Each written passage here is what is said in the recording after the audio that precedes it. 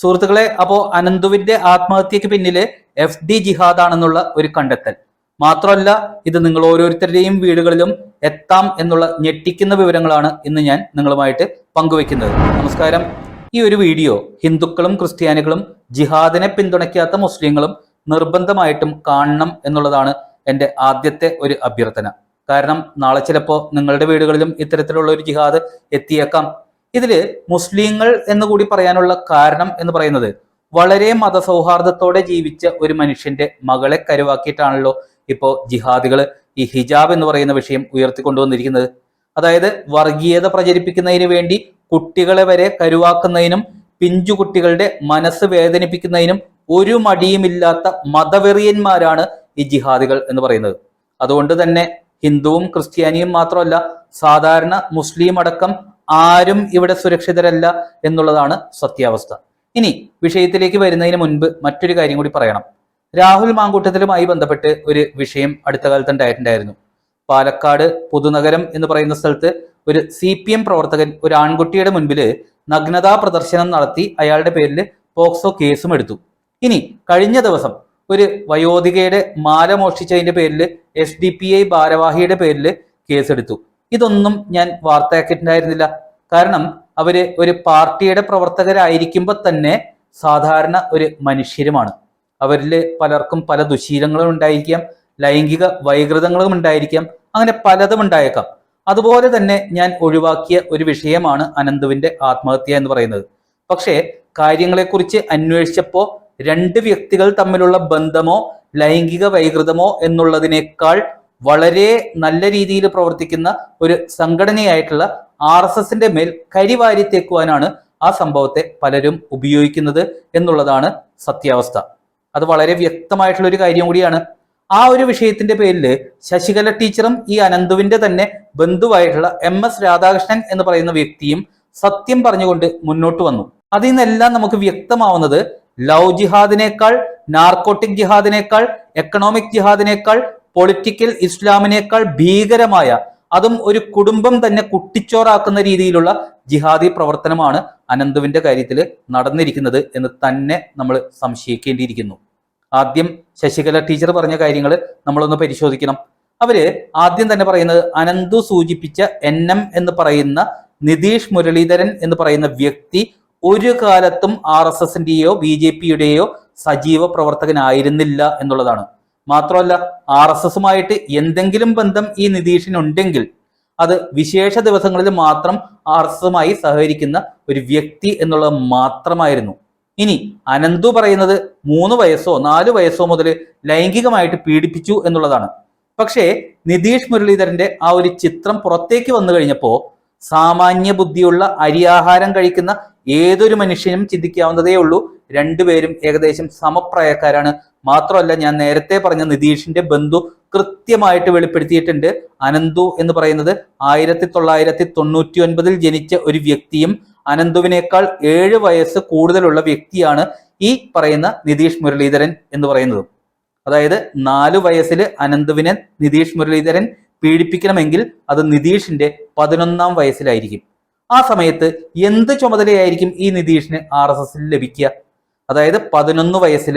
മാത്രമല്ല, ഈ അനന്തു 3 വയസ്സിൽ ശാഖയിൽ പോകണം എന്നുണ്ടെങ്കിൽ ആരുടെയെങ്കിലും സഹായമില്ലാതെ അനന്തുവിന് ശാഖയിൽ പോകാൻ സാധിക്കില്ല എന്നുള്ളതാണ് സത്യാവസ്ഥ.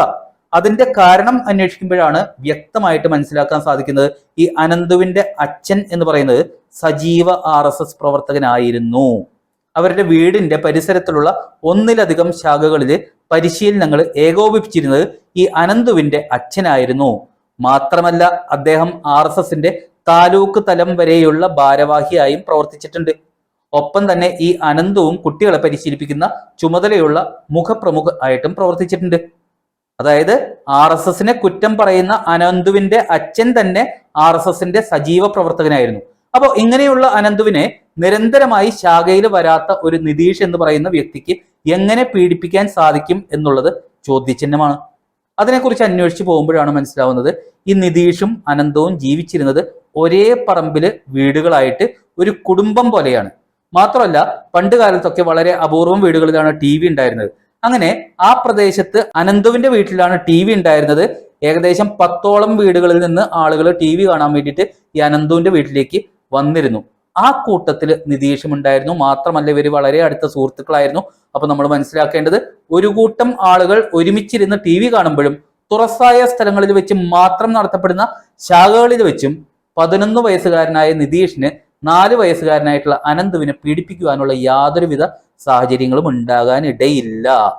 ഇനിയാണ് അനന്തുവിന്റെ കുടുംബത്തിന്റെ ചരിത്രം ചെറുതായിട്ട് നമ്മളൊന്ന് മനസ്സിലാക്കേണ്ടത്. അതായത് അനന്തുവിന്റെ അളിയൻ എന്ന് പറയപ്പെടുന്ന അൻസില്, പ്രത്യേകം ശ്രദ്ധിക്കണം, ഈരാറ്റുപേട്ടക്കാരനായിട്ടുള്ള അൻസില് അനന്തുവിന്റെ സഹോദരിയുമായിട്ട് പ്രേമത്തിലാവുന്നു. RSSന്റെ സജീവ പ്രവർത്തകനായിട്ടുള്ള അനന്തുവിന്റെ അച്ഛൻ ഒരു കാരണവശാലും അനന്തുവിന്റെ സഹോദരിയും ഈ പറയുന്ന അൻസിലുമായിട്ടുള്ള വിവാഹത്തിന് സമ്മതിക്കാൻ സാധ്യതയില്ല എന്നുള്ളത് എല്ലാവർക്കും അറിയാവുന്ന കാര്യമാണ്. ആ അവസരത്തിലാണ് അനന്തുവിന്റെ അച്ഛൻ ദുരൂഹ സാഹചര്യത്തിൽ ഒരു വാഹനാപകടത്തിൽ പെട്ട് കൊല്ലപ്പെടുന്നത്. അദ്ദേഹത്തിന്റെ മരണശേഷം ഉടൻ തന്നെ അൻസിലും അനന്തുവിന്റെ സഹോദരിയുമായിട്ടുള്ള വിവാഹം കഴിഞ്ഞു. ഇനി അടുത്തൊരു കാര്യം, അനന്തു OCD എന്ന് പറയുന്ന അസുഖത്തിന് മരുന്ന് കഴിച്ചുകൊണ്ടിരിക്കുകയായിരുന്നു എന്നാണ് വ്യക്തമാക്കിയിട്ടുള്ളത്. ഈ OCD എന്ന് പറയുന്ന രോഗം എന്താണ്? ഇല്ലാത്ത ഒരു വിഷയത്തെക്കുറിച്ച് നിരന്തരമായിട്ട് ചിന്തിച്ചുകൊണ്ട് വേവലാതിപ്പെടുന്ന ഒരു അസുഖമാണ് ഈ OCD എന്ന് പറയുന്നത്. അതെല്ലാവർക്കും ഗൂഗിളിൽ സെർച്ച് ചെയ്ത് നോക്കിയാൽ അറിയാവുന്നതേ ഉള്ളൂ. ഇനി ഈ OCD എന്ന് പറയുന്ന രോഗത്തിന് അനന്തു മരുന്ന് കഴിച്ചു തുടങ്ങിയിരിക്കുന്നത് 1.5 വർഷം മുൻപ് മാത്രമാണ്. അതായത് അനന്തുവിന്റെ 24ാം വയസ്സിൽ. അനന്തുവിന്റെ 24ാം വയസ്സിന് മറ്റൊരു പ്രത്യേകത കൂടിയുണ്ട്. നിതീഷ് എന്ന് പറയുന്ന വ്യക്തി വിവാഹം കഴിച്ച വർഷം കൂടിയാണ് ഈ അനന്തുവിന്റെ 24ാം വയസ്സ് എന്ന് പറയുന്നത്. അനന്തു വീഡിയോയിൽ വ്യക്തമായിട്ട് പറയുന്നുണ്ട്, ഈ നിതീഷ് 1.5 വർഷം മുമ്പ് വിവാഹം കഴിച്ച് ഭാര്യയുമായിട്ട് സുഖമായിട്ട് ജീവിക്കുന്നു. ഭാര്യയുമായിട്ട് സുഖമായിട്ട് ജീവിക്കുന്നതിൽ അനന്തുവിന് എന്താ പ്രശ്നം? ആ പ്രശ്നത്തെക്കുറിച്ച് അറിയണം എന്നുണ്ടെങ്കിൽ അനന്തുവിന്റെ മറ്റൊരു വെളിപ്പെടുത്തൽ കൂടി നമ്മൾ കേൾക്കണം. അതായത് അമ്മയുടെ നിർബന്ധപ്രകാരം തമാശയ്ക്ക് വേണ്ടി പെണ്ണ് കാണാൻ പോയിട്ടുണ്ട്, പക്ഷെ വിവാഹം കഴിക്കാൻ അനന്തുവിന് താല്പര്യം ഉണ്ടായിരുന്നില്ല എന്നുള്ള ഒരു വെളിപ്പെടുത്തൽ കൂടി ഈ പറയുന്ന അനന്തു നടത്തിയിട്ടുണ്ട്. അതായത് ഒരു സ്ത്രീയുമായി വിവാഹം കഴിക്കാൻ താല്പര്യമില്ലാത്ത അനന്തുവിന്റെ സ്വഭാവവും നിതീഷ് വിവാഹം കഴിച്ചതിന് ശേഷം അതിൽ ഇഷ്ടക്കേടുണ്ടായ അനന്തുവിന്റെ സ്വഭാവം ഒന്ന് ചേർത്ത് വായിച്ച് നിങ്ങൾ തന്നെ ഒന്ന് ചിന്തിച്ചു നോക്കിയേ. ഇനി അഥവാ അനന്തവും നിതീഷും തമ്മിൽ എന്തെങ്കിലും രീതിയിലുള്ള ബന്ധങ്ങൾ ഉണ്ടായിരുന്നെങ്കിൽ അത് ഏത് രീതിയിലുള്ള ബന്ധമാണ് എന്ന് നിങ്ങൾക്ക് തന്നെ വായിച്ചെടുക്കാവുന്നതല്ലേ ഉള്ളൂ. പക്ഷേ ഞാൻ ആ കുറ്റം അവരിൽ ചുമത്താൻ ആഗ്രഹിക്കുന്നില്ല. പകരം അനന്തവുമായിട്ട് ചെറുപ്പം മുതൽ ഒരു കുടുംബം പോലെ കഴിഞ്ഞ് ആത്മബന്ധം ഉണ്ടായിരുന്ന നിതീഷ് എന്ന് പറയുന്ന സുഹൃത്തിനെ തേജോവധം ചെയ്യുക, അതിലൂടെ RSS എന്ന് പറയുന്ന സംഘടനയെയും കരിവാരിത്തേക്കുക, ഒപ്പം ഈ അനന്തുവിനെയും വകവരുത്തുക എന്നുള്ള ലക്ഷ്യമുണ്ടാവുക ആർക്കായിരിക്കും? അത് തന്നെയാണ് ഇവിടെയും സംഭവിച്ചിരിക്കുന്നത് എന്ന് തന്നെ നമുക്ക് അനുമാനിക്കേണ്ടി വരും.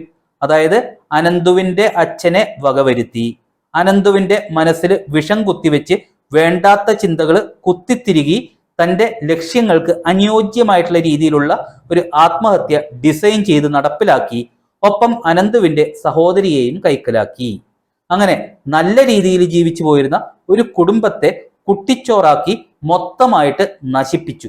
അതാണ് ഒരു കൂട്ടം ജിഹാദികൾ നടത്തുന്ന FD ജിഹാദ് അഥവാ ഫാമിലി ഡിസ്ട്രക്ഷൻ ജിഹാദ്. ഇനി പച്ച മലയാളത്തിൽ പറഞ്ഞു കഴിഞ്ഞാൽ കുടുംബ നശീകരണ ജിഹാദ്. അതാണ് അനന്തുവിന്റെ കുടുംബത്തിന് സംഭവിച്ചത് എന്ന് തന്നെ സംശയിക്കേണ്ടി വരും. അതുകൊണ്ടാണ് ഞാൻ വ്യക്തമായി പറഞ്ഞത്, ജിഹാദിന്റെ പുതിയ രൂപമായ FD ജിഹാദ് എന്ന് പറയുന്നത് നാളെ ഏതൊരു കുടുംബത്തിന്റെയും പടിവാതിക്കലെത്തിയേക്കാം. അതുകൊണ്ടാണ് RSS തന്നെ പരാതി കൊടുത്തിരിക്കുന്നത് ഈ വിഷയത്തിൽ. ഈ വിഷയത്തെക്കുറിച്ച് വിശദമായിട്ടുള്ള അന്വേഷണം നടത്തണം, അതും നിഷ്പക്ഷമായിട്ടുള്ള അന്വേഷണം തന്നെ നടത്തണം എന്ന്. ഇനി അടുത്ത ഒരു കാര്യം കൂടി എനിക്ക് പറയാനുള്ളത്, ഈ അനന്തുവിന് എന്തെങ്കിലും സാമ്പത്തിക ബാധ്യതകൾ ഉണ്ടായിരുന്നോ എന്നുള്ളതും ഈ മരണത്തിന് മുൻപ് അത് തീർത്തിട്ടുണ്ടോ എന്നുള്ളതും അന്വേഷിക്കേണ്ട വിഷയം തന്നെയാണ്. കാരണം വെറും 2.5 വർഷം മാത്രമാണ് ഈ അനന്തു ജോലി ചെയ്തിരിക്കുന്നത്. അത്രയും നാള് അനന്തു പഠിച്ചുകൊണ്ടിരിക്കുകയായിരുന്നു. ഒപ്പം തന്നെ അനന്തുവിന്റെ അളിയനായിട്ടുള്ള അൻസിലിന്റെയും സുഹൃത്തുക്കളുടെയും ഒക്കെ ബാങ്ക് അക്കൗണ്ടുകൾ പരിശോധിക്കപ്പെടണം. കാരണം ഇതിന്റെ ഒരു സ്വഭാവം അങ്ങനെയാണ്. അതായത് ജിഹാദിന് പ്രതിഫലവും കൊടുക്കുന്നതാണല്ലോ ഇപ്പോഴത്തെ ഒരു രീതി എന്ന് പറയുന്നത്. അല്ലാതെ സ്വർഗത്തിൽ പോകാൻ വേണ്ടിയിട്ട് മാത്രം, ഹൂറികളെ കിട്ടാൻ വേണ്ടിയിട്ട് മാത്രം ഒരാളും ഇതിനു വേണ്ടി ഇറങ്ങിത്തിരിക്കില്ല. മാത്രമല്ല മുൻവിധിയോടുകൂടി പ്രിയങ്ക ഗാന്ധി അടക്കമുള്ളവര് ഇത് ഇന്ത്യയൊട്ടാകെ RSSനെതിരെ ഒരു ആയുധമാക്കി പ്രചരിപ്പിക്കുന്നുണ്ടെങ്കിൽ, അതും RSSന്റെ സജീവ പ്രവർത്തകനല്ലാത്ത കേരളത്തിൽ എവിടെയോ കിടക്കുന്ന നിതീഷിനെതിരെയുള്ള ആരോപണം വെച്ച് ഇവർ മുതലാക്കുന്നുണ്ട് എന്നുണ്ടെങ്കിൽ സ്വാഭാവികമായിട്ടും സംശയം തോന്നും. അൻസില് ഒരിക്കലും ജിഹാദിയാണെന്ന് ഞാൻ പറയില്ല. പക്ഷേ സംശയം തീർത്ത് തരേണ്ടത് ഇവിടുത്തെ പോലീസാണ്.